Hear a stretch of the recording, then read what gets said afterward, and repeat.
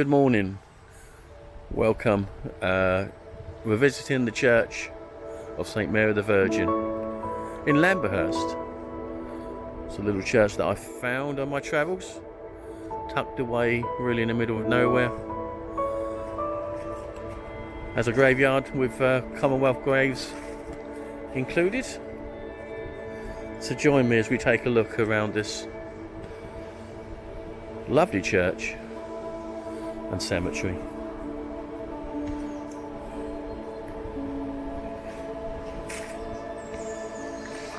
As you can see on the entry to the church grounds themselves, the church yard branches off to the left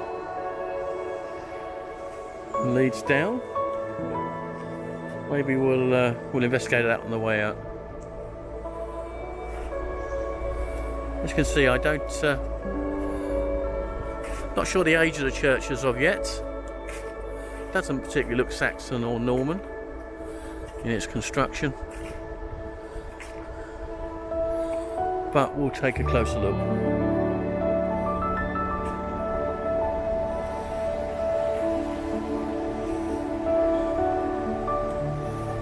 Notice some of the older gravestones of 1800s.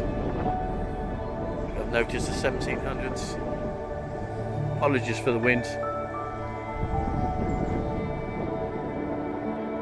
Lovely looking old church.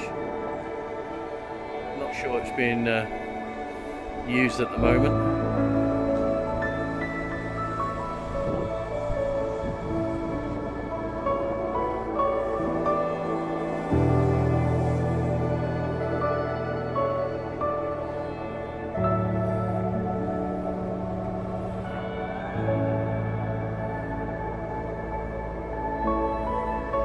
Interesting stone crypt. Let's have a little look at.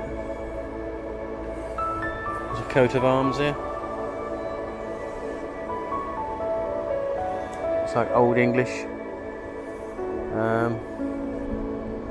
Dates in Roman numerals, which I'm not very good at, so I can't particularly date that.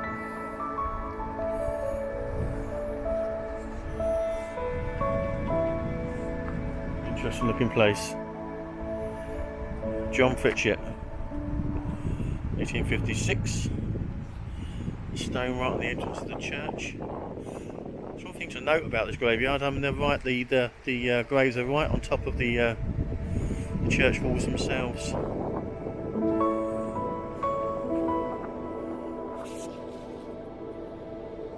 Big double door. Entry. Large window, not stained glass, but lead light. Interesting, just a small little door here. Not sure what we can see inside. Not a lot.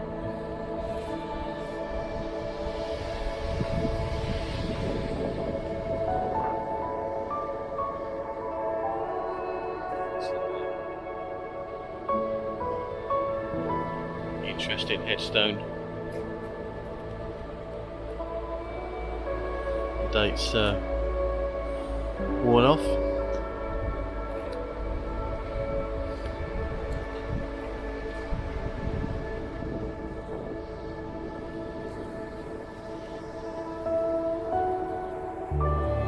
Like Fitchett's a common name, and on the bottom of the angel there's Fitchett again. Lilia Delsey Fitchett and Charles Rose Fitchett.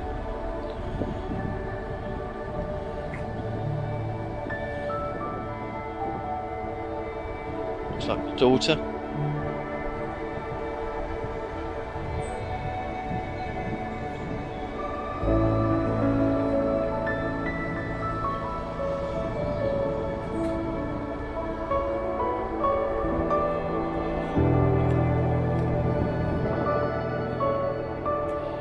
Again, which is so common in a lot of these graveyards. big old gnarly tree growing up through the graveyard itself. Very interesting to look how they've grown and deformed, and obviously a very old tree, and the what looks like the oldest part of the graveyard actually.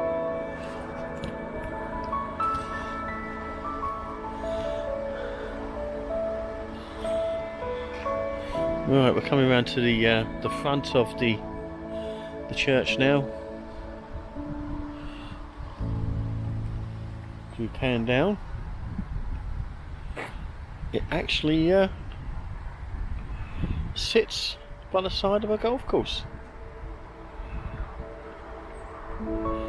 That's the first for me.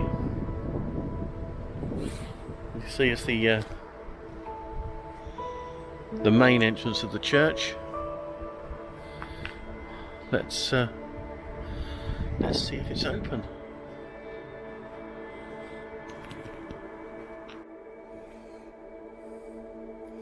Well, we've been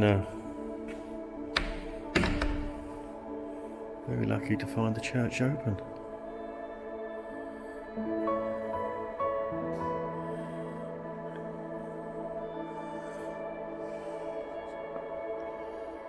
Very old-fashioned old font.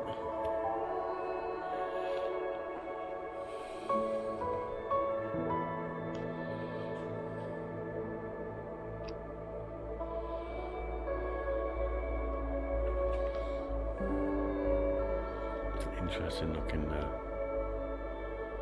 stained glass window.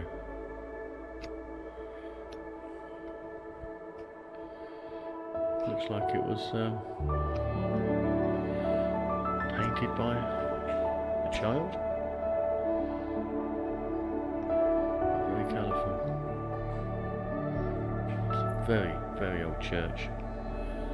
If you look at the pillars, as I pan up, I don't know if you can notice that, but it's actually leaning into the main aisle of the church. The columns themselves.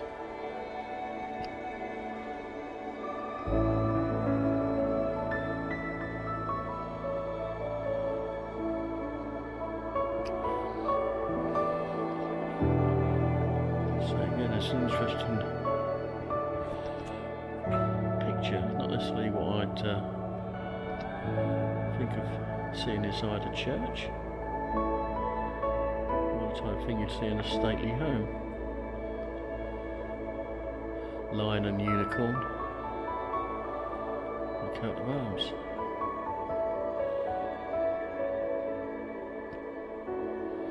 So this is a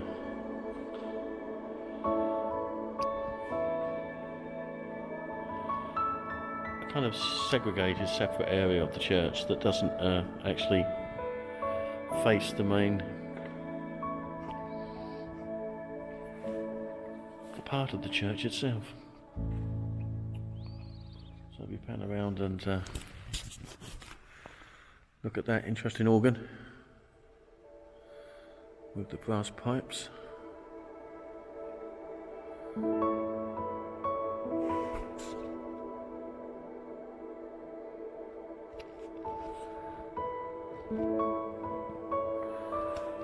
Very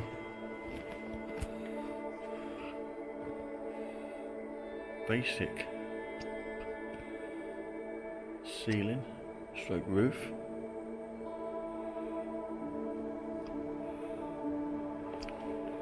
But leads into what looks like an older part of the church. That's some pulpit. Very ornate. What looks like griffins or something carved into the wood itself. As I say, this part of the church looks a lot older with its tile and stone floor and crypts. And stained glass looks a lot more in keeping with what you'd expect to find in a church.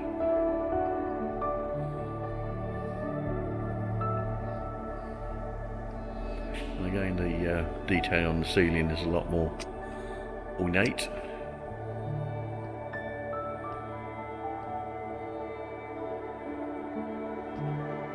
Beautiful stained glass window.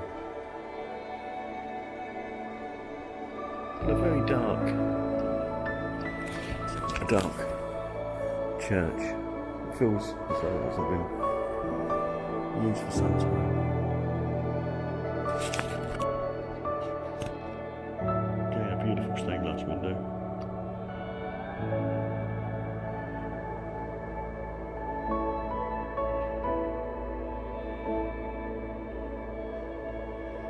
Another room off the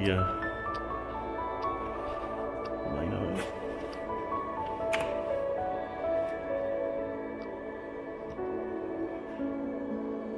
Obviously used as a Sunday school, etc. Again, not ornate windows by any stretch of the imagination. Very pretty, but not ornate. The church itself feels that it's got a kind of three distinct parts. And again, if you look at the ceiling, again it's different, very different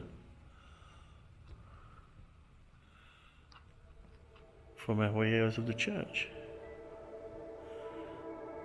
This is as a main part, a very small part of the church here.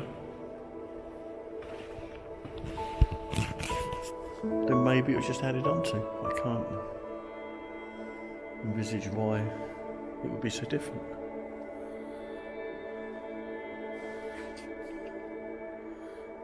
I'd say the main window at that end is, although the stonework's very ornate, the glass certainly isn't. It's leaded. But again, if we look above these posts, they're ornate pictures.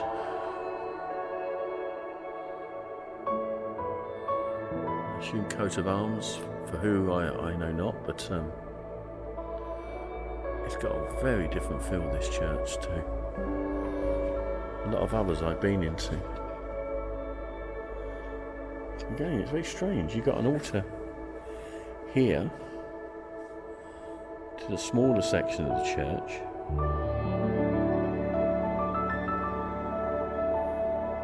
and another altar in this part of the church. Very strange. I haven't actually seen any information on the church itself. Let's have a look.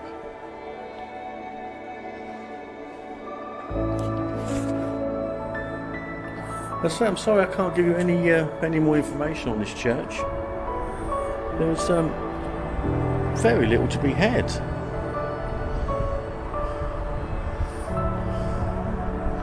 But let's take a little look at the exterior of the church and the graveyard itself. We'll have a little walk along the pathway to the exit.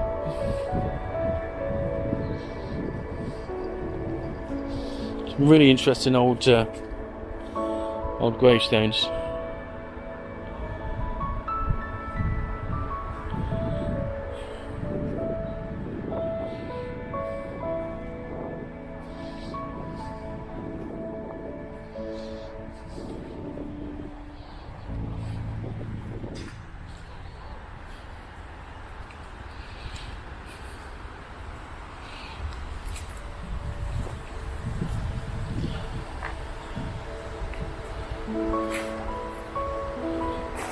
So the cemetery itself stretches around the periphery of the golf course as well.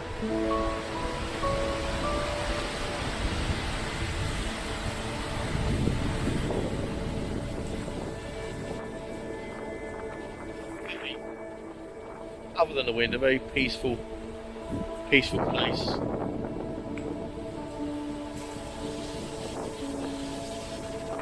like some fairies, and it's like a cowbell on the tree.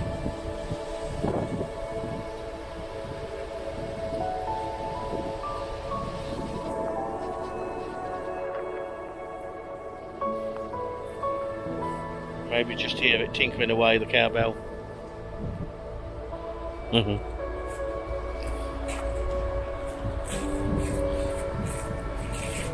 I suspect these are probably the war graves on this side of the churchyard.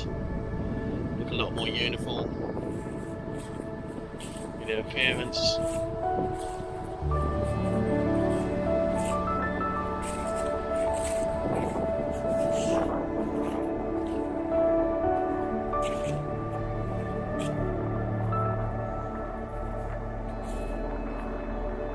Church just through the trees. As we come around the back end of it.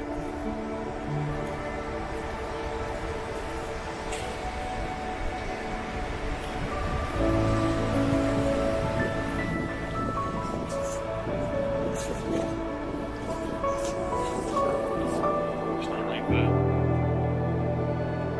quite a lot of fox or rabbit dens there in the graveyard.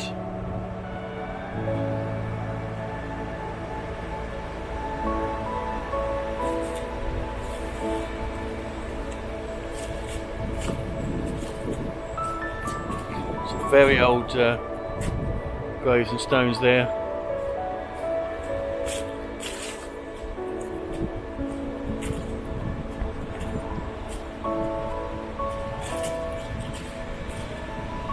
It's got a very kind of unkept feel about it, and so the church is a bit dark and not very welcoming, but if it's not being used at the moment, then I suppose it's not being looked after as much, which is a shame.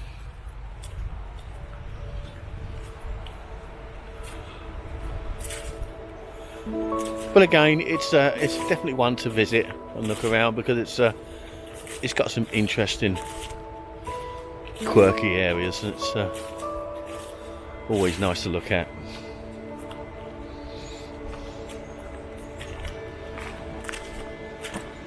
But as we look at the church, I thank you again for joining me on one of my little tours of Wandering Spirit. Please subscribe, hit the like button and all the good things, and see you on the next one. Goodbye.